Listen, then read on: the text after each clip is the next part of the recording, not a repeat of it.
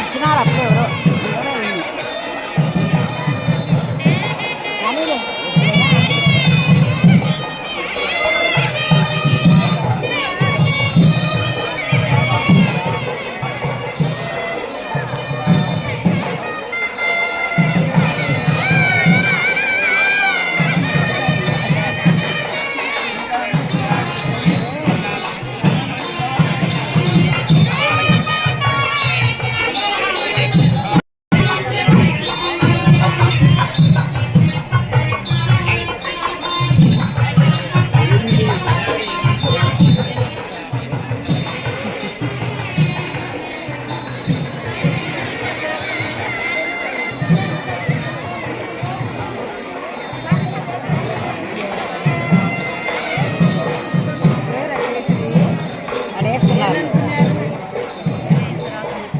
ఎవరైనా మిక్స్ చేస్తారా ఏమా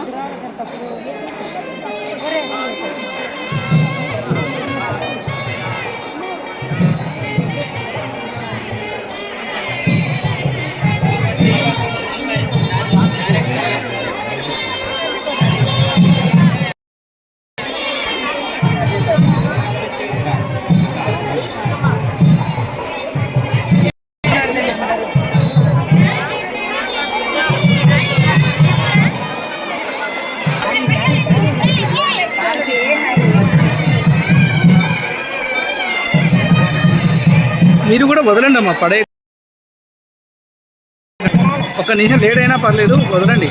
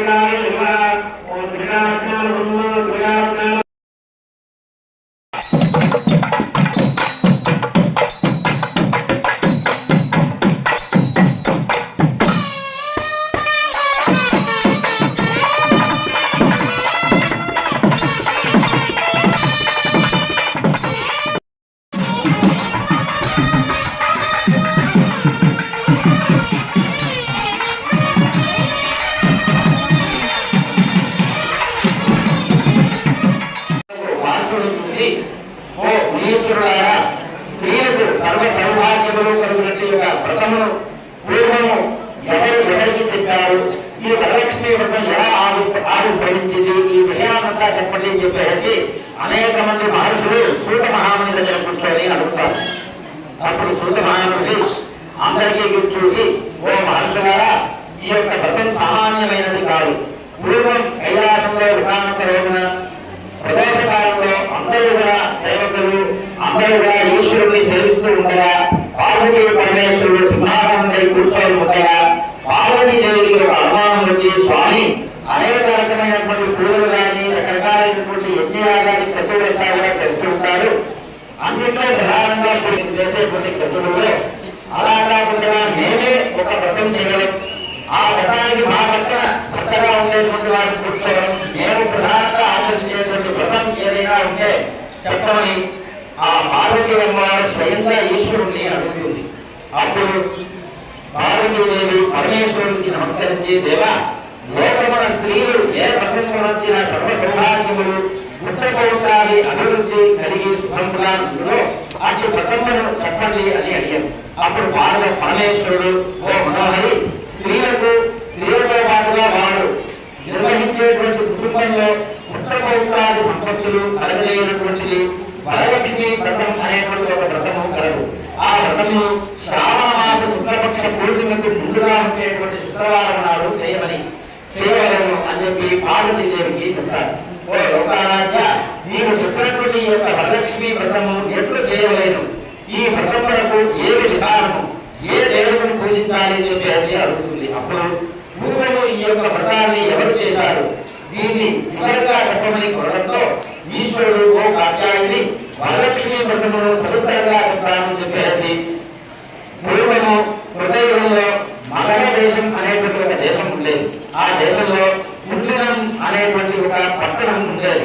ఆ పట్టణము బంగారు సాకారముల కోడను, బంగారు గోడల కోడను, ఇంద్ర కోడను కూడి ఉండేది. అంటే ఆ యొక్క పట్టణంలో ఇల్లు కానీ దేవత మేల్కొని స్నానము చేసి కుటుంబంతో విశేషంగా పూజించి అత్తమామలను భర్తను సేవిస్తూ అనేక విధమైనటువంటి ఉపకారములు చేయొచ్చు, ఇంటి పనులు కూడా తనే చేసుకుంటూ చక్కగా గయ్యాలుగా కాకుండా మితంగా ప్రియంగా మాట్లాడుతూ సుఖంగా ఉండేది. ఇట్లా ఉండగా ఆ మహాపతివ్రత యందు వరలక్ష్మీదేవికి అనుగ్రహం కలిగి ఒకనాడు రాత్రి కలలో స్వప్నంలో సాక్షాత్కరించి, ఓ చారుమతి, నేను వరలక్ష్మీదేవిని, నీ యందు నాకు అనుగ్రహం కలిగి ప్రత్యక్షమైంది. మీరు చేసేటువంటి యొక్క సేవ, మీరు ఆచరించేటువంటి యొక్క జీవన విధానము చాలా గొప్పగా ఉన్నది. సాక్షాత్తు విష్ణుపతి అయినటువంటి మహాలక్ష్మి అయినటువంటి నాకే నువ్వు అప్పుడు కలిగిన యోగాన్ని యొక్క జీవనం ఉన్నది వలన నేను నీకు దర్శనం ఇవ్వాలి అని చెప్పి వచ్చాను అని చెప్పేసి, అందుకంటే నీకు కలవ ప్రత్యక్షమైంది అని చెప్పి చెప్తుంది. రాబోయే శ్రావణ శుక్ల పూర్ణిమనాడు ముందుగా వచ్చేటువంటి లక్షణం కూడా నిద్ర మేల్కొని ఇంటి నాలుగు ప్రక్కల చూసి వరలక్ష్మీ దేవి చూడగా ఎక్కడా కూడా అమ్మవారు కనిపించకపోవడంతో, ఓహో, నేను కలగని నాకు కలిగినటువంటి ఈ యొక్క విషయాన్ని భర్తకు అత్తమామగారికి చెప్పాలని చెప్పేసి వెంటనే ఉదయం భర్తకు మామగారికి మరియు తన యొక్క మిత్రులు ఇరుగు పొరుగు వారితో చెప్పగా వారందరూ కూడా ఈ స్వప్నం ముందుగా ఉత్తమమైనదిగా ఉంది. శ్రావణ మాసం వచ్చిన తోడనే వరలక్ష్మి వ్రతమును ఆలోచనగా చేయవలసిందని చెప్పి విమల పార్వతీయము స్వప్నంలో శరీరము శ్రావణ మాసం ఎప్పుడు వచ్చినా అని ఎదురు చూస్తూ ఉన్నారు. ఇట్లుండగా ఒక భాగ్యోదయం వలన శ్రావణ మాసం ఒక ప్రదేశమున అడిగి ముగ్గులు వేసి మండపమును ఏర్పరిచి అందులో ఒక ఆసనం పైన ఉంచి దానిపై కొత్త బియ్యం పోసి మర్రి చిగురు మొదలగు పంచకల్యములను కలశములను ఏర్పరిచి అందు వరలక్ష్మీదేవిని ఆవాహన చేసి చారుమతి మొదలగు స్త్రీలందరూ కూడా కలిసి అందరూ సామూహికంగా విధుల భక్తియుక్తిని చారుమతి ఇంటనే వ్రతమును చేసినారు. వెంటనే పద్మాసనే పద్మకరే సర్వలోకైక పూజితే నారాయణ ప్రియదేవి 16 రకములైనటువంటి ఉపకార పూజలు చేసి 9 సూత్రములకు తోరణములు దక్షిణ హస్తములకు కట్టుకుని వరలక్ష్మీదేవికి నానావిధ భక్ష్య భోజ్యాలను నివేదన చేసి ప్రదక్షిణము చేయగానే అక్కడికి వచ్చినటువంటి ఆ యొక్క వ్రతంలో పాల్గొన్న స్త్రీలందరికీ కూడా మొదటి ప్రదక్షిణ చేసిన వెంటనే కాళ్ళయందు భల్లుపై కటాక్షము వలన కలిగినది అని చెప్పి పరమానందము ఉంది. రెండవ ప్రదక్షిణము చేయగా హస్తములందు చేతిలో తగదగాయమానముగా ధరించున్న నవరత్న ఖనితములైనటువంటి ఆభరణములు చేతికి వచ్చింది. ఇంకా చెప్పలేదా, మూడవ ప్రదక్షిణము గావించతోడనే ఆ స్త్రీలందరూ సర్వభూషణాలంకృతమై శరీరంతా కూడా బంగారు ఆభరణాలతో నిండి చారుమతి మొదలగు స్త్రీలందరూ కూడా చారుమతి గ్రహంలో అంతా కూడా స్వర్ణమయమైనది.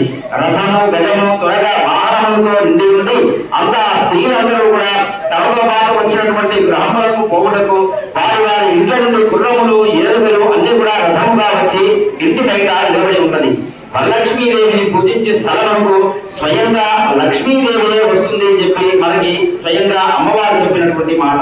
చారుమతి స్త్రీలందరూ కూడా తమకు కల్పోక్త ప్రకారంగా పూజ చేయించిన బ్రాహ్మణోత్తమునికి గంధర్వాక్షులనే పూజించి పన్నులకు కుడుములు వాయుదానం కూడా ఇచ్చి దక్షిణ దాపరాలు ఉసంగి నమస్కారం చేసి అందరూ కూడా బ్రాహ్మణుని ఆశీర్వాదాన్ని పొంది వరలక్ష్మీదేవికి నివేదన చేసినటువంటి భక్ష్యాలను బంధువులతోనూ వచ్చినటువంటి ముత్తైదులతోనూ కలిసి భుజించి తమ కొరకు వచ్చినటువంటి కాల్పని ఉండేటువంటి వాహనములపై ఇళ్లకు పోవచ్చు.